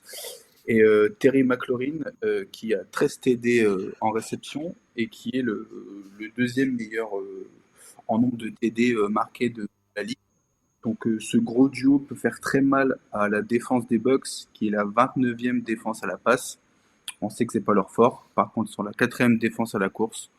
Donc ça va être quand même un beau duel entre ces deux équipes. On a vraiment, c'est peut-être le match le moins attendu de cette semaine de wildcard, avec deux équipes qui n'étaient pas forcément dans les favorites non plus pour être en playoff en début de saison. Les Commanders, on sait que c'est une équipe en reconstruction, mais on voulait Enfin, on pensait encore qu'il y aurait besoin de temps. Il y avait un nouveau coach et un nouveau quarterback. Voilà, il y a beaucoup de choses nouvelles. Ça s'est très vite bien mis en place, un peu à l'instar des Texans l'année dernière. Euh, on a des Buccaneers qui, eux, Raph, sont fidèles à eux-mêmes. C'est-à-dire que tous les ans, c'est la même chose en NFC Sud. Ils sont pas favoris. Et ça fait 4 ans de suite qu'ils sont champions. Alors Flav, éteins ton casque. Ils ont de la chance de n'avoir personne dans leur division. Ah oui, non, mais ça va. Je suis Alors là, désolé, pense mais que- franchement, enfin, cette année, alors, cette année, c'était pas l'an dernier, c'était nous qui nous sommes plantés. Enfin, plantés. Faut-il rappeler que l'an dernier, les Buccaneers et les Saints sont finis avec le même bilan. Mais c'est les Buccaneers qui ont été champions de division. Cette année, c'était les Falcons qui étaient favoris en début de saison. C'est eux qui se sont foirés, c'est pas nous. non, cette mais fois. c'est sûr que ils tirent avantage de ça. Après, comme l'a très bien rappelé Flo, ils ont une vraiment bonne attaque, la troisième attaque de la ligue. Baker Mayfield fait toujours des stats vraiment impressionnantes, on le connaît. Après, comme encore une fois Flo l'a très bien souligné, il faut faire attention à ses interceptions et souvent en playoff, c'est ce qui lui porte préjudice. Et en face, les Commanders, franchement, je les attendais pas du tout à ce niveau-là. Jayden Daniels, il m'a vraiment impressionné. D'ailleurs, c'était le match face aux Bengals, il me semble, où vraiment j'ai été scotché par sa performance. Franchement, voir un rookie à ce niveau-là, ça rappelle vraiment CJ Stroud de l'année dernière. Et franchement, moi, je sais pas pourquoi, j'ai une intuition, je sens qu'ils vont battre ces Buccaneers. Ah, ils peuvent tout à fait y prétendre. Alors, est-ce que finalement, la jeunesse de Jayden Daniels, c'est un avantage ou un inconvénient, Bertrand, dans ce genre de match? Parce que on a quand même le manque d'expérience qui est toujours important en playoff. L'expérience, c'est ce qui fait parfois gagner des matchs en playoff. Mais en même temps, la fougue de la jeunesse, ça fait du bien. C'est ça. C'est ça que j'allais dire. Alors, pour le coup, pour autant, au final, vous verrez que c'est par rapport à l'autre équipe que je vois gagnante. Mais en soi, si on veut déjà développer l'argument dessus, oui, la fougue de la jeunesse. Et les Commanders sont pour moi une équipe de momentum. Ça veut dire, souvent, on a vu, là, sur un match d'ailleurs, où ça a été jusqu'en prolongation et puis ils ont fini par gagner, c'est qu'à un moment donné, ça dormait un peu tout le long du match. Et puis à un moment donné, Jayden Daniels s'est un peu énervé, a commencé à sortir, à faire un peu du Lamar Jackson sur ses premiers Contre les jeunesse. Eagles, il y a eu un match comme ça où Voilà, c'est ça. c'était le deuxième Et match. pour le coup, Jadon Daniels est un peu joueur brindis en plus. Hein. Je ne sais pas combien de temps il va pouvoir Mm. tenir comme ça avant de se faire. Il a les membres brassés et il en est ressorti tout à fait indemne. Mais ben, jusque quand, ça, on ne sait pas, mais ça va pas durer très longtemps, je pense. Mais bon, au final, c'est une équipe de momentum. Donc, ça peut s'emballer et que oui, effectivement, il y a un ou deux touchdowns qui aillent très vite et puis que le match bascule. Mais au-delà de ça, c'est vrai que je vais m'orienter sur la base des Buccaneers au niveau du match dans son ensemble. Pourquoi? Par rapport à cette équipe qui est toujours bien placée, comme tu dis tout à l'heure, de la NFC Sud, qui arrive à arriver à ses fins, avec un Todd Bowles qui sait comment faire en défense pour que justement le travail soit fait au minimum avec le turnover qui vaut bien. Je plie mais je ne romps pas. Donc l'équipe avance, mais malgré tout, on arrive à faire le turnover. Alors, il y aura, comment il s'appelle, Winfield Junior qui ne sera pas là, malheureusement. Hein, c'est un gros manque aussi. Il a été souvent blessé. Mais au final, c'est Et un peu Whitehead ça, la non volonté plus, d'éviter. puisque l'autre safety non plus, puisqu'il a eu un accident de voiture la semaine dernière. Tout à fait, oui, en plus. Et donc, la Vontae David fait toujours ses stats aussi. Donc, au final, voilà, c'est une équipe qui, en défense, en plus, ça va se jouer à Tampa Bay, faut pas l'oublier. C'est un élément qui joue quand même également à la fin. Et puis, bon, bah voilà, la connexion Baker Mayfield, Mike Evans, comme le disait très bien Flo, je crois, on a un Mayfield qui joue sur l'énergie, qui joue sur des fenêtres de tir très, très réduites. Si en plus, Marshon Lattimore est un peu juste par rapport à son hamstring de mémoire. le beau duel. Oh là, nous y revoilà. Nous avons notre Marshall Alors, Lattimore, Mike Evans. Ça y est. voilà, mais hamstring, Non, c'est quoi c'est déjà, bon. Flav? C'est les ischio-jambiers, mais Ouais, les ischio-jambiers. ah bah, t'inquiète pas qu'il est full participant à tous les entraînements cette semaine, lui. Et là, Bon, alors, mais il a pris admettons qu'ils sont encore un peu justes, ça Oh sera non, un non, Mike non, Evans chaud, et je pense que Benjamin Saint-Just, l'autre cornerback, va être un peu trop juste, c'est le cas de le dire, face à un Mike Evans. Donc, prenons du parti que Marshon Lattimore joue, on va avoir un très beau duel, mais voilà, Bucky Irving, Jalen McMillan, le rookie qui fait une saison aussi extraordinaire depuis qu'il a démarré. Globalement, je le sens bien les Buccaneers. Et puis, c'est tellement Buccaneers de venir gagner ses premiers matchs de playoff et puis de passer. Quoi. Voilà. Et Ça surtout pourrait, ça pourrait nous faire une réédition de l'an prochain. S'il n'y a pas de surprise, les Buccaneers pourraient aller rejouer à Détroit, ce qui était déjà le divisional round de la saison 2023. Mais la question n'est peut-être pas de savoir si Marshall Latimore va jouer, mais plutôt de savoir combien de temps ils vont rester sur le terrain avec Mike Evans s'ils jouent, puisqu'on rappelle qu'il y a un petit différent entre les deux, différent qui dure depuis maintenant quelques saisons. Et clairement, ils ne passent pas leurs vacances ensemble. Bon, le petit jeu qu'on avait nous chez les Saints de la Nouvelle-Orléans, c'était dès qu'on a rencontré les Buccaneers, de deviner la minute à laquelle les deux joueurs seraient exclus. Voilà, donc on peut le refaire. Vous voyez, cette année, il est parti des Saints. Du coup, on n'a pas eu notre deuxième duel, Latimore-Evans. Et ben, ils ont trouvé le moyen de se retrouver en playoff. C'est quand même sympa. Tu vois, c'est plutôt C'est cool. l'amour, ça. Ça rassemble. Donc, ne vous étonnez pas si ça chicane un peu entre Latimore. Oui, il risque d'y avoir quelques coups bas. C'est pas étonnant. Ne vous étonnez pas si vous n'êtes pas d'habitude friand de la NFC Sud. Et ça, personne ne vous en voudra, puisqu'il n'y a que des fans de ces 4 franchises qui regardent cette division absolument pourrie jusqu'à la moelle. Alors, quel vainqueur entre les Commanders et les Buccaneers? Raph, tu m'as dit Commanders. Buccaneers. Et Bertrand, Buccaneers, c'est ça? Ouais, Buccaneers, c'est encore trop juste chez les Commanders pour pouvoir, surtout face à l'équipe des Buccaneers qui est assez expérimentée, c'est maligne dans le jeu pour pouvoir faire passer ce Je suis d'accord, ils sont pas favoris les Commanders, mais si je devais mettre une pièce sur un upset, ce serait lui. Ouais, c'est possible. Les Chargers, oui, déjà. Ouais. Et y en aura-t-il un troisième? Alors celui-là, tiens d'ailleurs, c'est intéressant. Je vais vérifier les cotes parce que je sais même pas si les Vikings sont outsiders de la rencontre. C'est bien l'équipe qui aime bien déjouer les pronos, c'est les Rams. Hein. Voilà. Et ça va pas être forcément l'équipe la plus facile à prendre non plus, les Rams de Los Angeles, qui vont donc accueillir. Et malheureusement, parlons de Los Angeles, et pourrions penser à tous ceux qui Voilà. Ça fait bien d'en parler. Je voulais y venir aussi, donc on est tous. J'allais y venir, donc. Les Rams de Los Angeles face aux Vikings du Minnesota, les Rams qui normalement accueilleront ce match au SoFi Stadium. Malheureusement, compte tenu des incendies qui ravagent, je ne sais même pas qui frappe, c'est qui ravagent la région de Los Angeles actuellement, il est possible que le match soit délocalisé du côté de l'Arizona, du côté de Glendale, puisque c'est le stade de repli qui a été choisi par la Ligue. En gros, c'était l'Arizona ou Las Vegas. Ils ont choisi les Cardinals. Ça fera toujours plaisir aux Cardinals d'accueillir un rival de division dans leur stade pour un match de playoff. Tout à fait logique. Le bon côté de la NFL, c'est toujours sympathique, mais bon, de toute façon, il n'y avait pas 50 choix, il fallait un stade pas trop loin de la Californie, pas en Californie, sinon ils auraient pu jouer à San Francisco, mais enfin, le problème va être un peu le même que si tu joues à Los Angeles. Donc voilà. C'est le stade de Glendale qui a été choisi. Pour l'instant, à l'heure où on parle, le match se tient toujours au SoFi Stadium, c'est pas délocalisé. Ça va dépendre de l'évolution des incendies pendant le week-end.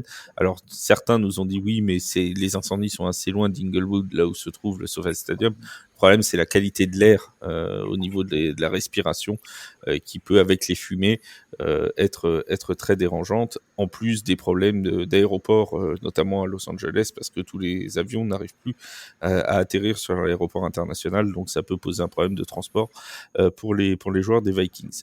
On a évidemment une pensée pour toutes les personnes, et Dieu sait s'il y a de nombreux Français aussi, et des gens qui nous écoutent, qui habitent aux États-Unis, une pensée pour tous les gens qui habiteraient dans cette région de Los Angeles, pour tous les sauveteurs, pour tous les pompiers qui essayent de faire de leur mieux pour contrer ces incendies. Pour en revenir au foot, au match, les Vikings contre les Rams. Finalement, c'est difficile, Bertrand, de sortir un favori de cette rencontre parce que les Vikings ont été impressionnants toute cette saison. C'est la grosse surprise de la NFL. Personne ne les mettait à 14 victoires. Personne. Absolument personne. Celui qui me dit, je vais reprendre une phrase de Wake, celui qui me dit qu'il voyait les Vikings à 14 victoires est un menteur. Surtout après la blessure de JJ McCarthy. C'est aussi simple que ça. Il faut rappeler quand même, et je le rappelle assez souvent, mais on va le rappeler une nouvelle fois, il faut rappeler que lors du premier match contre les Giants en saison régulière, les Vikings étaient donnés outsiders. Donc quand tu vois la saison des Giants et la saison des Vikings maintenant, tu comprends le niveau auquel on attendait les Vikings. C'était clairement une équipe candidate au bottom 5, au top 5 de la prochaine draft en début de saison. Ils sont avec 14 victoires. Et ils sont avec 14 victoires, une de ces équipes surprises. Mais aller jouer contre les Rams de Sean McVay, Bertrand, c'est tout sauf une partie de plaisir. Ça, c'est sûr que c'est tout sauf une partie de plaisir parce qu'on a un head coach qui est très, très, très bien expérimenté, que ce soit du Super Bowl ou des joutes en playoff. Donc, on va avoir une équipe des Vikings qui arrive, on va dire, fort de ces 14 victoires. Alors, je crois, j'ai vu passer une stat, mais qu'en plus, c'est très, très rare d'avoir une équipe à 14 victoires en wildcard. C'était pas arrivé depuis 1999, je crois. L'époque des Titans, avant le Super Bowl, qui avait été jusqu'au Super Bowl d'ailleurs, 34 face aux Rams. Donc voilà, c'est pour dire que ça remonte au calendrier grec. Donc au final, on va avoir une équipe des Vikings qui va pas arriver la fleur au fusil, sachant, comme tu l'as bien dit, que entre guillemets, toute cette saison des Vikings, entre guillemets, c'est comme un élément qui s'est bien goupillé. En fait, c'est comme une belle histoire qui s'est bien goupillée avec un Sam Darnold qui est revenu de Vauvert en on ne sait où, au final, qui te sort une saison élite. Et puis, bien sûr, il avait le matos autour avec Justin Jefferson et Jordan Addison, mais au final, il n'en reste pas moins que l'équipe sort d'une défaite face aux Lions, d'une déception de ne pas avoir topé le first seed en plus, et arrive face à une équipe de Los Angeles qui, bon an mal an, entre Puka Nacua, Kyron Williams, on va dire, et Cooper Kupp, fait ses matchs en défense, fait ses matchs à la course et fait ses matchs à la passe. Globalement, il n'y a pas de points faibles et très bien organisé et toujours bien équilibré. Et voilà, il n'y a pas d'éléments qui vont les faire exploser totalement durant un match. Donc c'est ça qui pourrait être dommageable face aux Vikings. Surtout un match un peu bizarre parce que si ça se joue en Arizona, alors peut-être que ce serait plus à l'avantage des Vikings pour le coup, mais voilà, je sais pas, ça va être un peu compliqué. La seule chose qui sauve les Vikings en soi, c'est la très très bonne défense emmenée par Brian Flores, qui laisse peu de chance, et je pense que Flo a plus de stats que moi. Il est bien au niveau stats, Flo, hein, je l'ai bien remarqué à propos de ça, et je vais le laisser développer à mon avis. C'est notre remplaçant. Voilà. C'est notre backup de Seb. Vas-y mon Flo, c'est le moment, lance-toi. Il t'a lancé, alors je vais pas le refaire. Beaucoup. Non, ce que je voulais, donc pour revenir de ce qu'a dit Bertrand, c'est que pour les Vikings, je pense que ça doit être l'un des pires tirages de se taper les Rams. Le duo Sean McVay, Matthew Stafford, les prendre en playoff avec un Puka Nacua et Cooper Kupp qui sont en bonne forme, il me semble. Plus je pense que ça va être la première fois où les Rams, enfin pas la première fois, mais dans ces dernières années, qu'ils ont un très bon jeu de course avec Kyren Williams. Ça va faire une grosse arme offensivement. Mais les Vikings restent quand même les favoris. Ça reste la deuxième meilleure équipe pour défendre contre la course. Ça reste la cinquième équipe qui encaisse le moins de points. C'est la première équipe en interception. Ce qui est marrant, c'est que c'est la première équipe en interception. Par contre, c'est la 28e défense contre la passe. Ils sont également la cinquième meilleure équipe au niveau des sacs, donc de la pression sur leur back, qui est très bien montrée par leur duo de linebacker Greenard qui a 12 sacs et Von Gickel qui a 11,5 sacs. Mais je pense que ça va être un match bien plus serré que prévu. Et au final, les Vikings, pour moi, c'est quand même favori de ce match. C'est peut-être l'un des matchs les plus illisibles quand même, parce que sur les bilans, on se dit les Vikings sont favoris, mais en même temps, aller jouer au SoFi Stadium, ça rebat complètement toutes les cartes. Alors, non pas comme je l'ai lu, et je fais un coucou à nos confrères, certains confrères, et non pas comme je l'ai lu que le SoFi Stadium soit un enfer absolu au niveau des supporters, mais que bon, la personne chez J'y suis allé, c'est pas une. pas dû voir non, non, et puis c'est pas C'est réputé pour pas être les Bills la ou horde les de Chiefs, fans, ouais. hein, au niveau ah Rien à voir. non, ça c'est En clair. fait, Non, c'est ils accueillent plus de ça. supporters adverses que l'inverse. Ça se trouve, il y allait un jour de Los Angeles San Francisco et c'était les mecs de San Francisco qui faisaient du bruit. C'est peut-être ça le problème. Mais bon, c'est un autre débat pour un autre jour. Mais le fait est que ça fait quand même un gros déplacement pour Minnesota, qui ont joué un très gros match et on sait combien c'est épuisant de jouer les Lions cette saison. Là, ils sortent donc sans repos d'un match contre les Lions dimanche soir. Ils arrivent pour jouer ce match-là. En plus, il y a les problèmes d'éventuelle délocalisation. Finalement, on a l'impression, Raph, que ça rebat toutes les cartes et on se demande si les Vikings n'ont pas une trop forte dépendance à leur défense, mais aussi à la performance de Sam Darnold. Parce que quand on a vu que Sam Darnold commençait à dérailler, bah, généralement, c'est toute l'équipe qui flanche. Alors, je suis assez d'accord avec toi concernant Sam Darnold. Par contre, pour ce qui est du match après donc les Lions, je pense vraiment que ce match leur a fait perdre entre guillemets tout parce qu'ils sont passés d'être premiers avec une bye week et être à domicile tout le long des playoffs à donc se retrouver cinquième, à devoir se déplacer à chaque fois. Donc, je pense qu'ils sont vraiment piqués dans leur ego. Je pense qu'ils vont être remontés comme jamais. Et alors oui, cette Alors, équipe de... se déplacer à chaque fois, pas forcément. Oui, Pas forcément. Si les Commanders se qualifient et que les Packers se qualifient, ils accueillent le Divisional c'est Round. vrai. Bon, c'est très improbable, je te le dis. C'est Ouais, très improbable, mais, mais c'est ton jamais. non, tu fais bien de... Il y a Flo qui doit Ouais. nous quitter, alors on lui dit au revoir. Ouais, bonne salut, soirée. salut. Ouais, salut. Désolé. Merci d'avoir été Mais avec les autres nous. restaient là. Exactement. Ils restaient là. Merci Flo. Oui, donc Raph, tu Mais disais. donc oui, je pense que ça les a vraiment piqués dans leur ego. Et justement, cette défense des Vikings, qui est une des meilleures contre la course, elle va vraiment pouvoir museler Kyren Williams, je pense. Et donc, franchement, je pense vraiment qu'ils peuvent gagner. Je pense que cet affrontement face aux Rams est plus facile que ce que vous le pensez. On va avoir un sacré duel de coach aussi entre Sean McVay Kevin et Kevin O'Connell, deux coachs plutôt jeunes qui sont réputés pour être des fins tacticiens. Ça risque aussi de donner quelque chose d'assez intéressant. Mine de rien, cette rencontre-là, ça va être. Et puis la montée en puissance de Jordan Addison, Flo l'a un petit peu évoqué, mais franchement, je le trouve vraiment, vraiment très impressionnant. Et sur les dernières semaines, je l'ai trouvé On a presque... Naylor aussi Ouais. qui fait une bonne Bien saison. sûr, ouais. Et Josh Ouais, Oliver, il me semble, le tight end, qui fait aussi de bonnes choses avec Aaron Jones au poste de running back. Je trouve cette attaque des Vikings qui est vraiment très très performante. Alors bien sûr, ça aide Sam Darnold.